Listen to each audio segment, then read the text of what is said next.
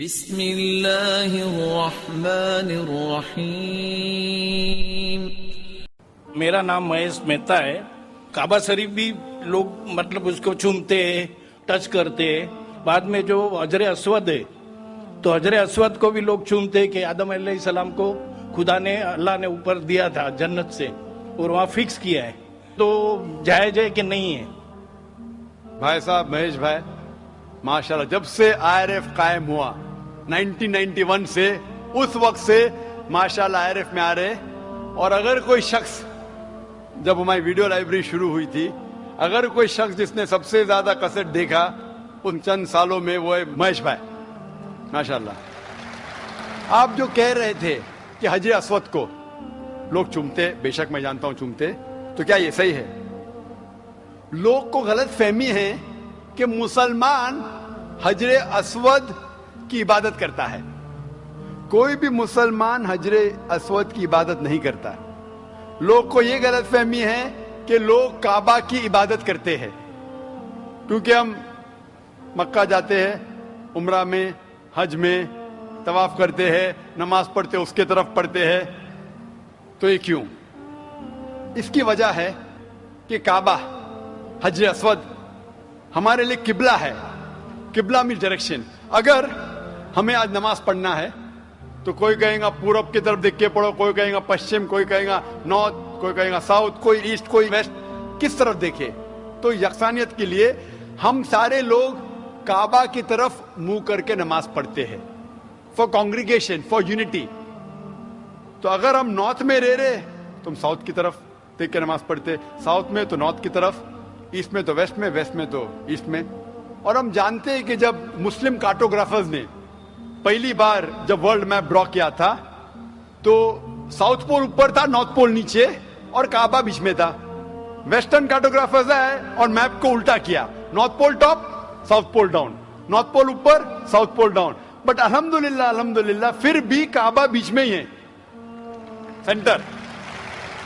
تو کعبہ ہمارے لیے قبلہ ہے، ڈائریکشن۔ ہم جب جاتے عمرہ کے لیے، حج کے لیے، ہم کعبہ کے گول، حجر اسود کے گول، کعبہ کے گول ہم طواف کرتے ہیں۔ ہم طواف اس لیے نہیں کرتے کیونکہ ہم اس کی عبادت کرتے، ہم طواف اس لیے کرتے کیونکہ اللہ کا پیغام ہے، اللہ کا احکام ہے، ہمارے رسول کا احکام ہے۔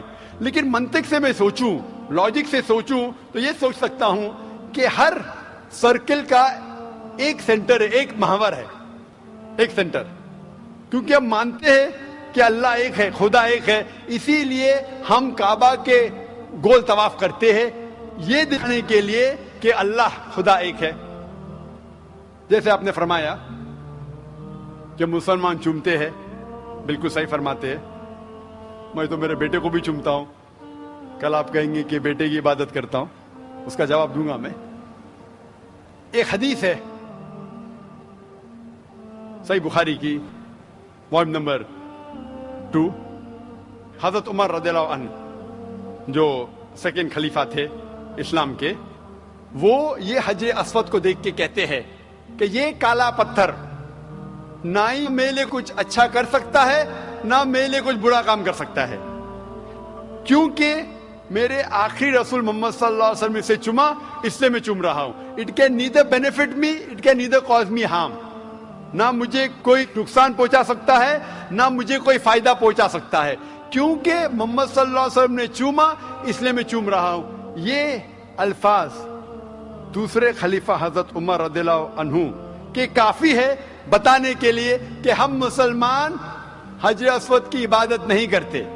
اور محمد صلی اللہ علیہ وسلم کے وقت پہ کئی صحابہ کعبہ پہ چڑھ کے اذان دیتے تھے۔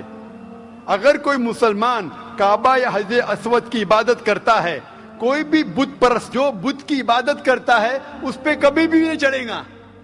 تو یہ کہنا کہ ہم کعبہ یا سنگ اسود یا حجر اسود کی عبادت کرتے ہیں، کئی صحابہ نے کعبہ پہ چڑھ کے اذان دی، تو یہ ثابت ہے کہ ہم نہ کعبہ نہ حجر اسود کی عبادت کرتے ہیں، ہم صرف اس کو قبلہ مانتے ہیں، اور کیونکہ اللہ کے رسول نے چوما اس لیے ہم چومتے ہیں، ہم اس کی عبادت نہیں کرتے۔ Hope that answers the question. خواتین کی طرف مائک نمبر 3 میں اگر کوئی غیر مسلم خاتون سوال کرنا چاہتی ہوں تو کر سکتی ہیں. My name is Vijay Lakshmi and I'm working with the shipping company as a fleet personal executive. And see, about 2 months before, I just felt like I should read Quran, I should know more about Islam. And so I just felt like, asked one of my friend who was there in the train, whom I didn't knew, ki what's Quran? So she told me, okay, fine, this is what it is.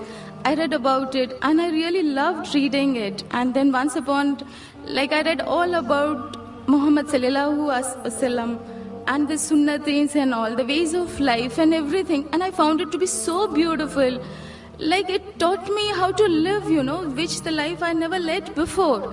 It was like so beautiful and I can't explain now too, like how I feel coming into Islam and knowing about Allah. And like today I have surrendered myself to the laws of Islam and Muhammad, but I can't. But the problem is that I can't tell my parents, nor my relatives, nor my brother, like what is Allah. I want to tell them, what is Allah? Like you just ask one thing. Like today I asked, I wanted to be over here and listen to your bayan. And I just thought, I could be there with you and to listen to your bayan. And see, today evening all alone, I'm over here to listen to you. The faith, the confidence, the faith in whatever I asked, like, no, I want this. And I do get that. But that faith, that love, that affection, I had never seen in all these years in my life. But now I feel that it's like I can't explain in which world I have come into now. But the same way, I want to explain my parents what Islam is. But they're not ready to accept what it is.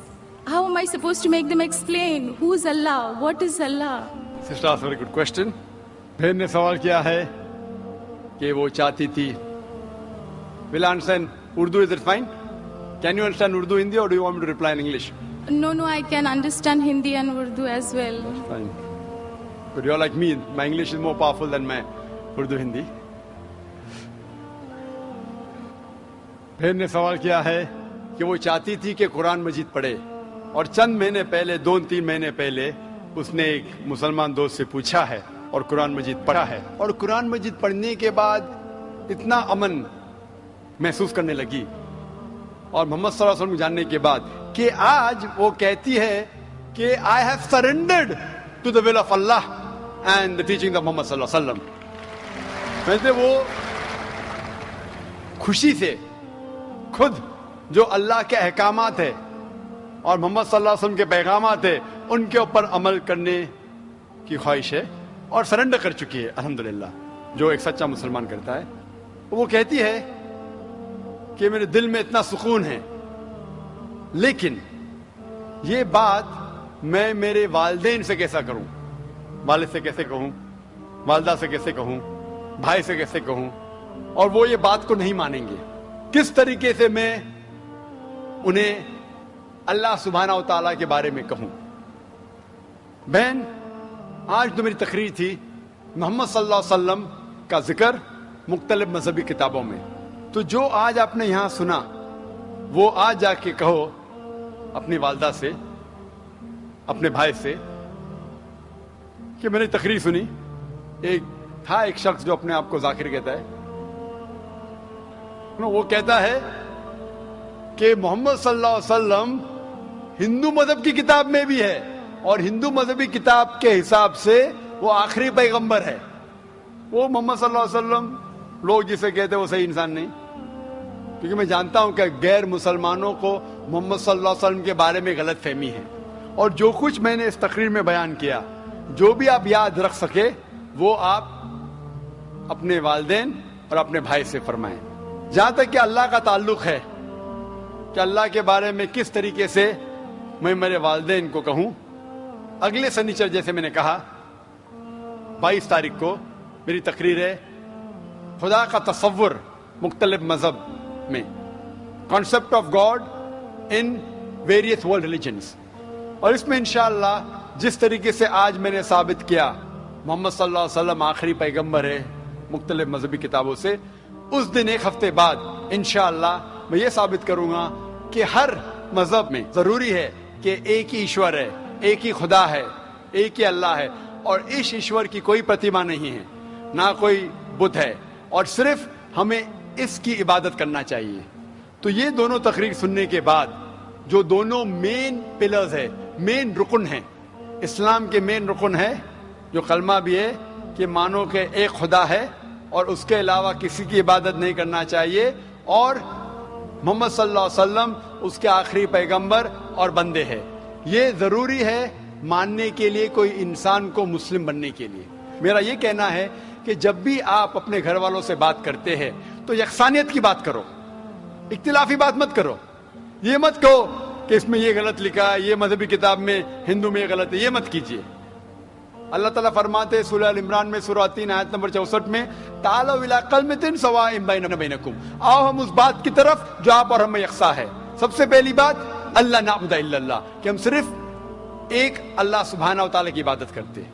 لیکن جب آپ اسلام قبول کیے اور اسلام پہ عمل کرنا شروع کیے، آپ کو یہ احساس دلانا ہوگا اپنے گھر والوں کو کہ آپ ایک اور بہترین انسان ہیں۔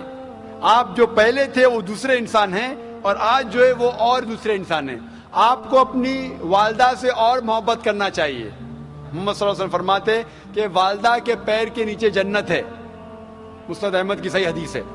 تو آپ کو یہ احساس دلانا ہوگا کہ آپ اپنی والدہ سے اور محبت کرتے ہیں، آپ کے والد سے اور محبت کرتے ہیں۔ جو آپ ان کی بات پہلے نہیں مانتے تھے، آج ماننا شروع کرو۔